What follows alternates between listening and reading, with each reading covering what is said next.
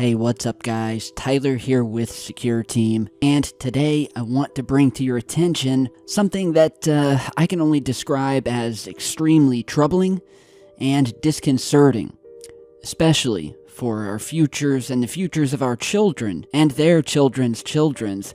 That being the worry surrounding, once again, artificial technology, nanotechnology, and the fact that it's being intertwined with weaponry. Which, if any of you have been fans of the Terminator films, you'll know what I'm talking about. And I wake up every day wondering, is this the day that Skynet finally goes live?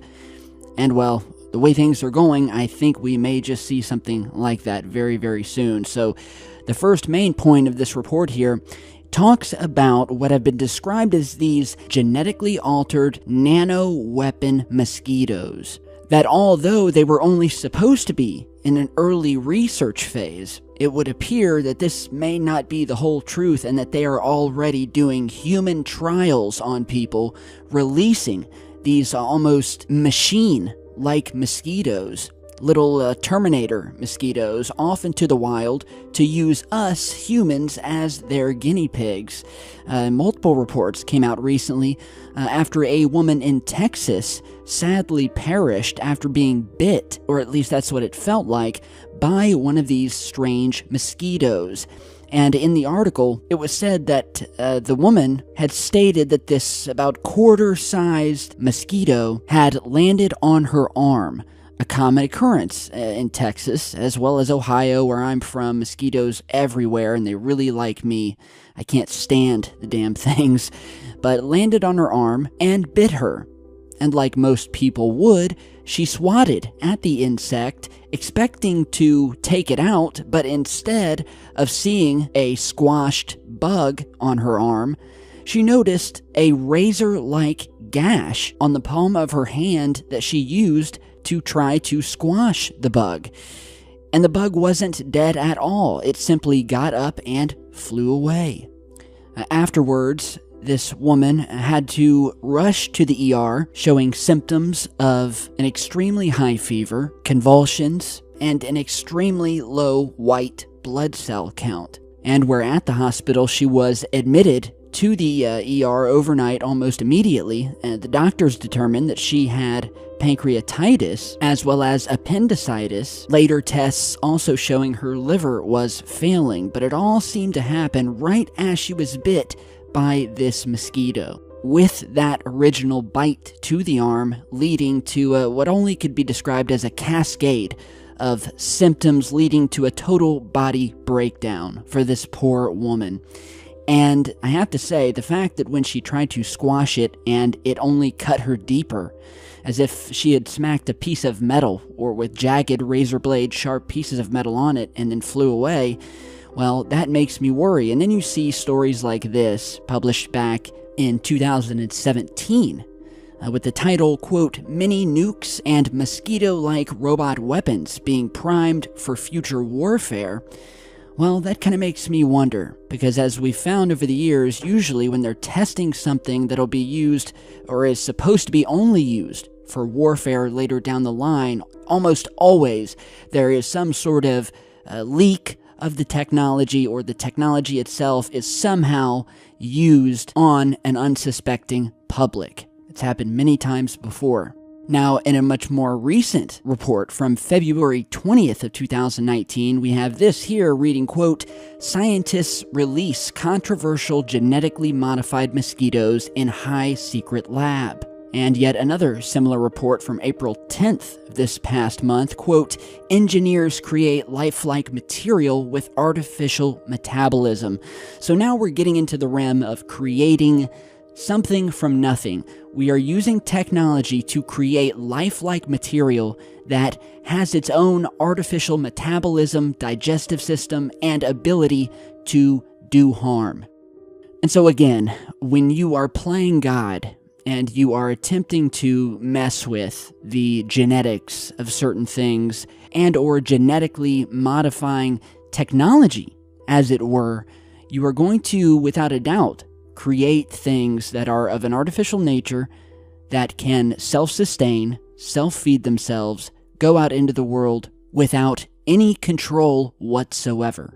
And I think we're seeing this with the nano mosquito debacle that's happening right now, which, funny enough, if you guys remember, I posted a bunch of videos recently about the embassy workers, both in the U.S. Embassy in Cuba, as well as other embassies in China, who had to be rushed to the hospital. We're talking 20, 30 embassy workers working in an office building, who suddenly began hearing what could only be described as some sort of sonic wave or sonic pulse that would suddenly cause them to lose their ability to see, their ability to speak. It threw them completely off their equilibrium. They weren't able to stand up, couldn't talk. It almost drove them crazy, basically. And so we didn't know where the sounds were coming from. A huge investigation was launched. The embassies were evacuated, and to this day, we still have no idea what kind of apparatus, what kind of machine was being tested here at the embassy, who did not know that they would be guinea pigs for the testing, and who, unfortunately, were forced to take part in this little experiment, some of them being left with permanent brain damage from the so-called sonic attack or sonic waves. Now, later on, a few months down the road, a couple of news stories began to hit, trying to claim that, oh, well, the story has all been cleaned up, there is no big secret, no weapon being tested, and it all can be chalked up to crickets being captured in the building. And so the strange sound that was causing people's bodies to break down and go crazy came nothing more from a simple infestation of crickets that had somehow gotten into the walls of the embassy. And of course, many all over said this is nothing but nonsense, a mere cover-up, and a pretty crappy one at that. And while I think it is extremely laughable that you could say a couple of chirping crickets were behind the 20 to 30 people being hospitalized with minor to major brain damage, being unable to speak or see, could be chalked up to simple insect chirps. But after seeing this other news coming out of what they're doing and how they are modifying these mosquitoes, it really makes one wonder, were they doing something to crickets? Did they really have crickets in these embassy buildings that they had some sort of genetically modified using nanotechnology? And were they testing this nanotechnology through the crickets on these unsuspecting workers at the embassies? And, as I'm reading through these new reports where they are, genetically altering these insects, as well as creating their own living, breathing artificial tissue that has the ability to grow itself, I would think it would have to make, well, it does, for me at least, I have to take a step back and say, whoa, what are we doing here? Are we playing God? Are we doing something that's really going to benefit humanity? Or is this something like Terminator, where at one point these things are going to become self-aware and realize that they have no masters, they can do what they want, they are now smarter than us, have more data than us, and what happens then? What happens then? So, I wanted to get your guys' opinions down below, and I wanted to finish out this video by showing you some clips from another recent video I did that just dives a little bit deeper into what is being done with artificial intelligence and the technology surrounding it. And after you guys check that out, you can put down below your final opinions about AI, about robots, about genetically manipulating insects and things of that nature. There's a lot of different angles to this AI stuff, and so check out the rest of the video if you would. Tell me what you think down below, and I will see you all back here in just a bit. I want to go and watch it again because it's one of the most interesting topics I'd say I've ever posted a video on.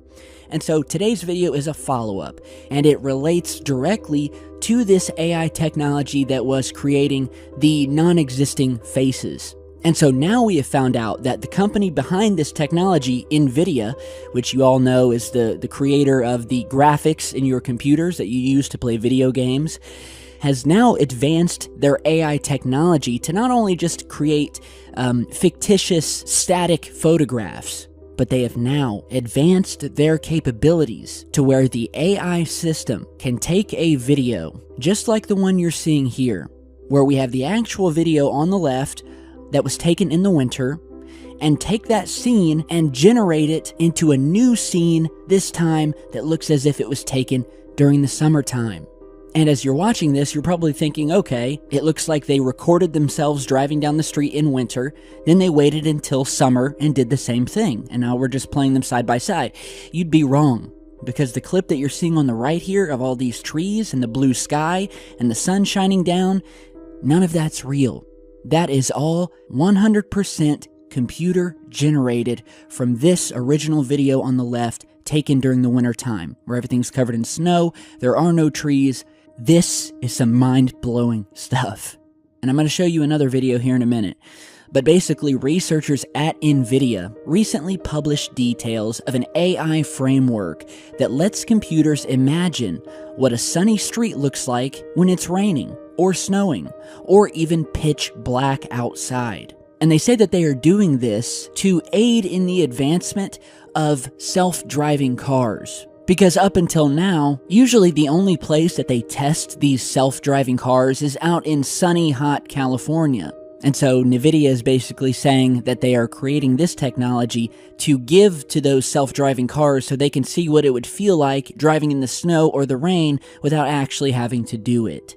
But obviously, this technology would have and will have many more applications. Here you're seeing the video where the AI system has taken a real video taken on the highway during a sunny, beautiful day and turned it into nighttime, here on the right. Which again, to the untrained eye, would simply look like two different videos, one taken during the day and one at night.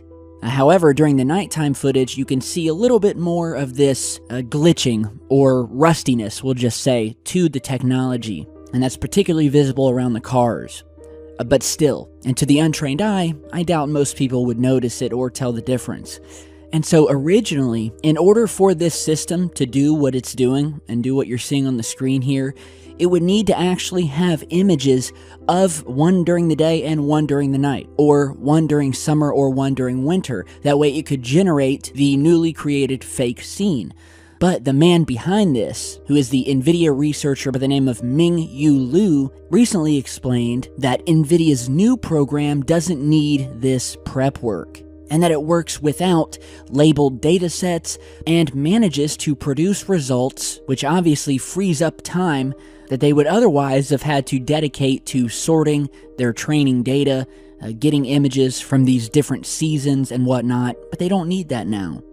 So we have now graduated from creating fake people by the thousands in just a couple of seconds to now taking video, changing it from summer to winter, from day to night. And this is just the beginning. I mean, this is what they have accomplished in a very small period of time. But of course, who am I? You guys tell me what you think. I will put the original link down in the description. You guys can head out and read the research paper about this if you like. So before we go to